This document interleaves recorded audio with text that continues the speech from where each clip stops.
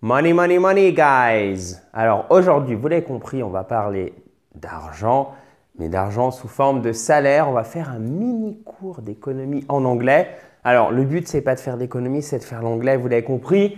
Je vous ai mis des phrases authentiques en anglais et on va les déchiffrer ensemble au niveau grammaire et surtout au niveau prononciation. Et ça nous permettra d'ailleurs d'en apprendre plus sur des choses essentielles du système économique anglo-saxon que vous connaissez tous, par exemple, si vous êtes français.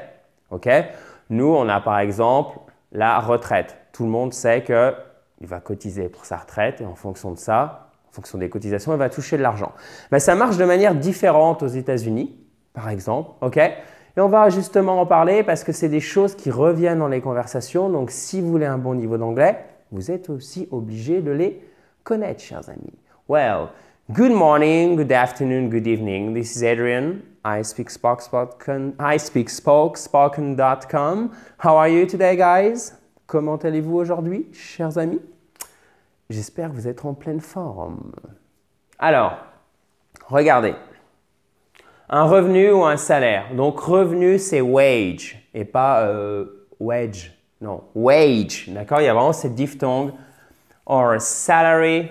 Donc, salaire, mais attention, accent tonique ici, salary is also called cash compensation. Alors, qu'est-ce que c'est un cash compensation? Compensation, vous savez, hein, quand les mots se terminent par "tion", on met l'accent tonique juste avant. Cash compensation, ok? Well, cash compensation is your salary, ok? And it may include commissions and bonuses. Alors, include, it may. Ici, ce modal, il permet d'introduire la probabilité. Donc ici, probabilité est quelque chose qui se peut, mais évidemment qui n'est pas certain, d'accord? C'est une probabilité assez forte, mais c'est sûrement pas une certitude. Mais plus BV pour base verbale. Et la même chose, regardez, que pour compensation, ok? Commission, ça se termine par S-I-O-N. On a l'accent tonique juste avant, commission. Mais ici, c'est un I court. Faites bien attention, hein? Bonuses, bonuses. Les bonus, bonus. So, un revenu ou un salaire est aussi appelé rétribution financière, cash compensation. Je trouve que c'est plus facile à comprendre en anglais qu'en français pour le coup. Il peut inclure commission et bonus, des commissions et des bonuses. Often, often, comme vous voulez, especially, especially, très important là de bien mettre l'accent tonique au bon endroit, sinon vous allez dire especially, et là la personne va vous regarder et va faire come again. Vous connaissez ça? Come again. Littéralement, en fait, formule idiomatique. Viens encore. Est-ce que tu peux venir encore? Donc, est-ce que tu peux répéter? Come again. Come again. Est-ce que vous pouvez répéter? Ça, vous n'avez pas dans les méthodes traditionnelles, mais vous l'entendrez souvent. Come again. En gros, j'ai rien compris. Est-ce que tu peux reformuler? So, especially. I court, mais après, c'est un « est ». Comme le « e » accent grave en français. Especially. Often, especially.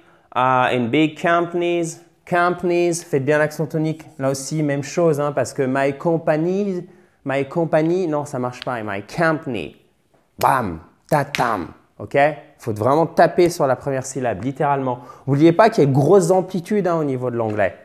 Often, especially in big companies, employees are entitled, okay, to receive other benefits such as.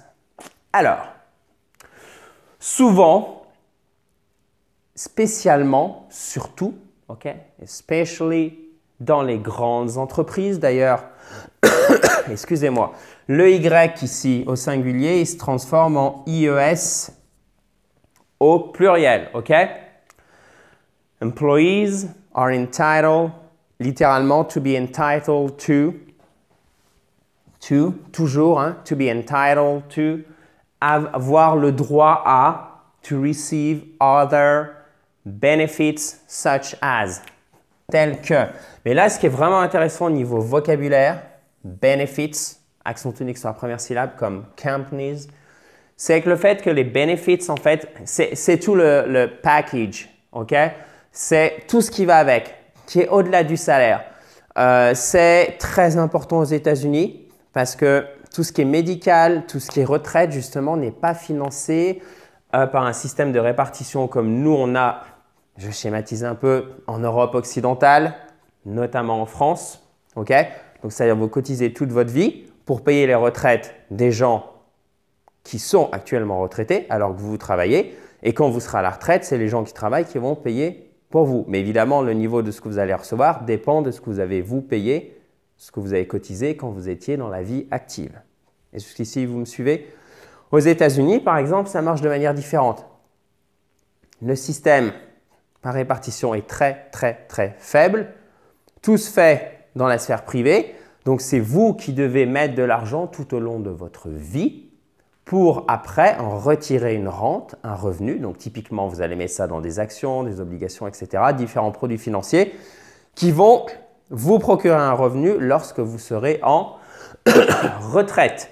Et ça porte un nom et on va voir ça dans un instant.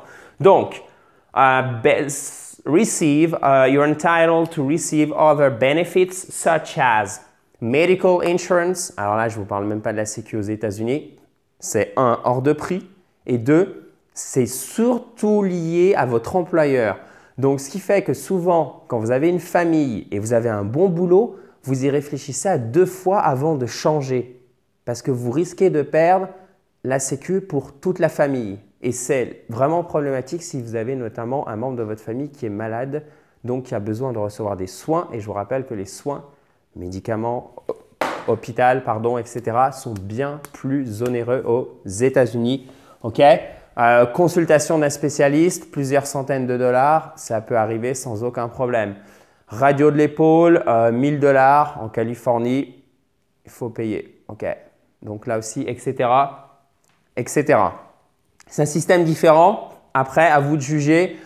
Ça repose sur la sphère privée. Nous, c'est plus sphère publique. À vous de juger, de faire votre propre analyse. Nous, ce qui nous intéresse ici, c'est le vocabulaire. Donc, une assurance santé, medical insurance. Insurance, insurance. Oh God. Accent tonique, c'est la deuxième syllabe et pas la première. Insurance, insurance. OK? Medical, là, c'est sur la première. Insurance. Et oui, facile de se tromper. Le fameux plan retraite, chers amis, il fonctionne souvent avec l'entreprise. En fait, qu'est-ce qui se passe? Vous avez le droit de prendre une partie de votre paie, je schématise, et vous avez le droit de la réinvestir dans les produits financiers aux États-Unis sans passer par la case taxes, donc les impôts. Okay?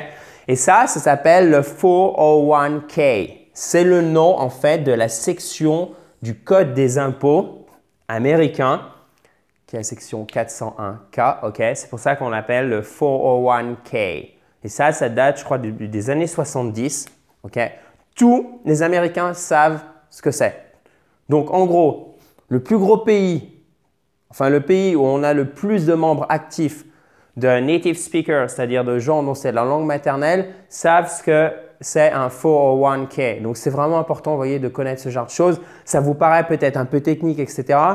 C'est pas très sexy, c'est clair, mais c'est vraiment quelque chose à connaître si vous voulez un bon niveau d'anglais. Okay? C'est quoi? C'est un retirement plan. Okay? Retirement plan, tout simplement. Un plan retraite. Voilà, on pourrait le traduire comme ça. Accent tonique sur la deuxième syllabe, comme dans insurance. Retirement, retirement, insurance. OK? Et 401k. Et ce n'est pas un 401k. Non, non. C'est 401k. OK? Chiffre par chiffre. Et après, ce que vous pouvez avoir dans votre package quand vous êtes employé, alors quand je dis employé, ça peut être du cadre sup, ouvrier, etc. Il n'y a pas cette notion de cadre, vous voyez, aux États-Unis. C'est une manière différente. Et là, j'ai choisi les États-Unis parce qu'il fallait bien choisir un pays parce que je ne peux pas faire tous les pays anglophones. Vous avez plus de time off. Time off, littéralement, c'est le temps libre. Plus de paid vacation. Alors, vous vous souvenez là? Shun, bam. Qu'est-ce qu'on a derrière? Notre diphtongue. Paid vacation. Paid vacation. OK, guys? Donc, des congés payés, du temps libre. OK? Pourquoi? Parce qu'aux États-Unis, en moyenne, je crois que c'est 2 ou 3 semaines, même 2 semaines de congés payés par an. Et encore, tout le monde ne les prend pas. C'est un peu à la sauce japonaise, si vous connaissez un peu le Japon.